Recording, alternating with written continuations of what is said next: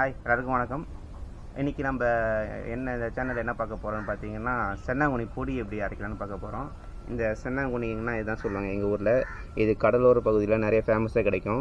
இது வந்து பார்த்திங்கன்னா சென்னாங்குனின்றது ஒன்றும் இல்லை, இறால் தான். சின்ன சின்ன இறாலை வந்து பிடிச்சி கருவாடு காய் வைக்கிற மாதிரி நல்லா காய் வச்சுருப்பாங்க.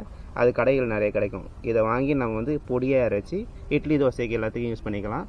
இது எப்படி அரைக்கலான்னு பார்க்கலாம் வாங்க.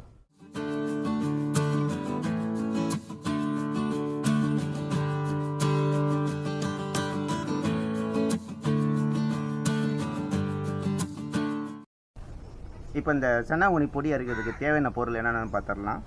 இதை பார்த்திங்கன்னா பொட்டுக்கள் எடுத்துருக்கோம், மிளகு எடுத்துருக்கோம், ஜீரகம், உப்பு, காஞ்ச மிளகாய், இது எல்லாமே சேர்த்து தான் சென்னாங்குனி சேர்த்து அரைக்க போகிறோம்.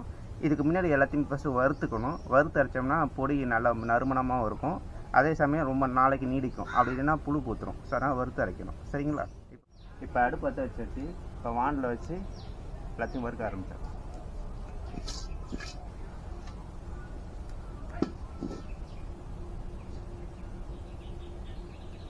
எப்பவுமே கொஞ்சம் சீரான தணலை விட்டுக்குங்க, இல்லைனா கறிடும். இப்போ வானல் கொஞ்சம் சூடானதுக்கப்புறம் தணல் கொஞ்சம் கம்மி பண்ணிவிட்டு அதுக்கப்புறம் வறுத்துக்கலாம். வானல் நல்லா சூடாகிடுச்சு. இப்போ பார்த்தீங்கன்னா சென்னாங்குனியை போட்டு இதில் வறுக்க ஆரம்பிச்சிடலாம். எப்போ அது சென்னாங்குனி கொடுங்க. இப்போ இந்த சென்னாங்குனி எல்லாத்தையும் இதில் போட்டு வறுத்துக்கலாம்.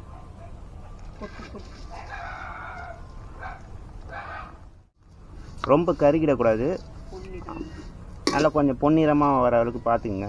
உங்களுக்கே தெரியும், வறுக்கும் போது உங்களுக்கு அந்த அளவு தெரிஞ்சிடும். கொஞ்சம் முறன்னு வர்றது எல்லாமே அதை பார்த்துக்க வேண்டியதான். நல்லா வருந்துருச்சு. வருந்தது எப்படி தெரியும்னு பார்த்தீங்கன்னா, இப்படி லைட்டாக அலசும் போது பார்த்தீங்கன்னா நல்லா முறுக்கு உடையிற மாரி ஒரு மாதிரி சலசலன்னு கேட்கும். அப்படி வந்தாலே நல்லா வருந்துருச்சுன்னு அர்த்தம். இப்போ இந்த டைமில் வந்து இதை எடுத்துடலாம்.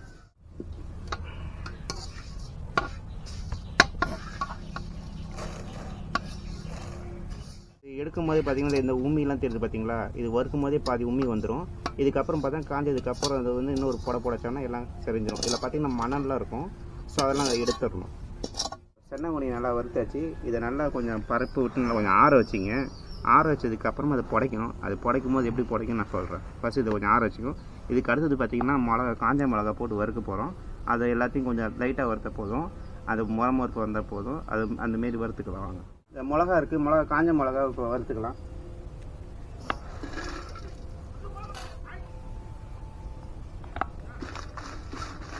காஞ்ச மிளகா கொஞ்சம் நெல்லி ஏறும். ஸோ அது மட்டும் வறுக்கும் கொஞ்சம் பார்த்துக்குங்க.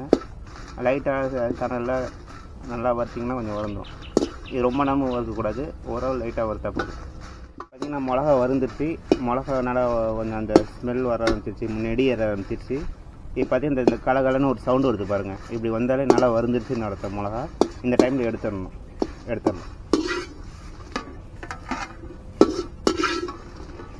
இப்போ மிளகு சீரகத்தையும் வறுத்து எடுத்துக்கலாம். மிளகு சீரகம் அதே மாதிரி தான், லைட்டாக ஒரு பட்டோன்னே எடுத்துடணும். ரொம்ப தீ விட்டுறக்கூடாது, அதை மட்டும் பார்த்துக்கணும்.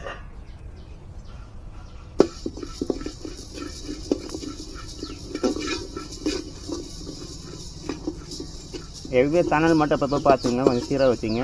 ரொம்ப அதிகமாக இருந்ததுன்னா மிளகு சீரகம் கருகிடும். அது கருகிட்டாலே வந்து அந்த பொடிக்கான வாசனை போயிடும். கருகுன ஸ்மெல் வந்து நல்லா வாசனை வர ஆரம்பிச்சு, மிளகு சீரக வாசனை நல்லா வர ஆரம்பிச்சிருச்சு. இந்த டைமில் எடுத்துடலாம். இதுக்கப்புறம் விட்டோம்னா தீஞ்சிடும். இதை இப்போ தட்டில் போட்டுக்கலாம். கடைசியாக பார்த்தீங்கன்னா பொட்டுக்களை வறுக்க போகிறோம். இந்த பொட்டுக்கடி இதில் போட்டு வறுத்துக்கலாம். இது வந்து லைட்டாக சூடான போதும், ரொம்ப வறுக்க தேவையில்லை. அந்த ஹீட்டான மட்டும் போதும். ஏன்னா ஆல்ரெடி பொட்டுக்கள் நல்லா பொரிஞ்சு தான் இருக்குது. ஸோ அந்த ஹீட்டு மட்டும் ஏறினா போதும்.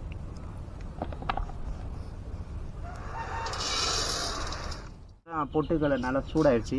இது நம்ம வறுக்க தேவை முன்னாடி சொன்ன மாதிரி நல்லா சூடாயிடுச்சு. இப்போ இந்த டைமில் எடுத்து இறக்கிடலாம்.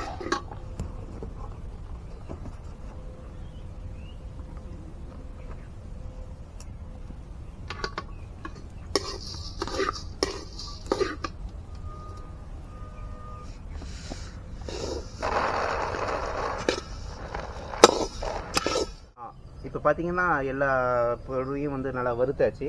இப்போ எல்லாத்தையும் ஒன்றா மிக்ஸ் பண்ணிக்கலாம். இப்போ பார்த்தீங்கன்னா சென்னாங்குனியை போட்டுக்கலாம். காஞ்ச மிளகாய், மிளகு சீரகம், இது கூட தேவையான உப்பு போட்டுங்க. இது நல்லா கலக்கிக்கலாம். இப்போ கலக்கி மிக்சியில் போட்டு அரைக்க போகிறோம்.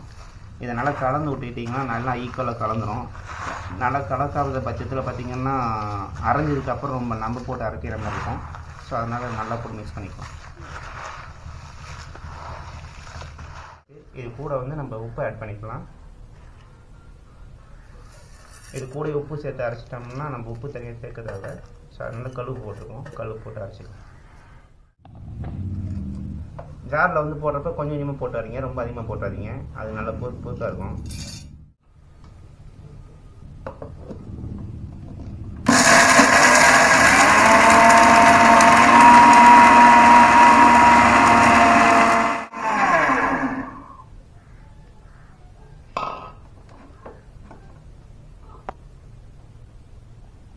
இது பார்த்திங்கன்னா நல்லா நைஸாக அரைஞ்சிருச்சு. இப்போ தனியாக எடுத்து கொட்டிக்கலாம்.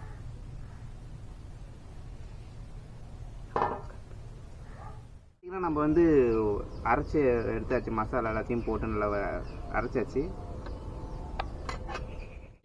அரைச்சது பார்த்திங்கன்னா கொஞ்சம் குறன்னு இல்லாமல் ரொம்ப நைஸாக இருக்கணும்.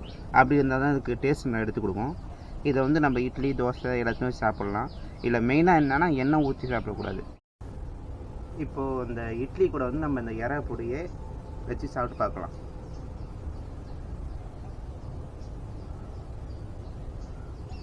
அந்த இறா ஸ்மெல்லு அருமையாக இருக்குங்க.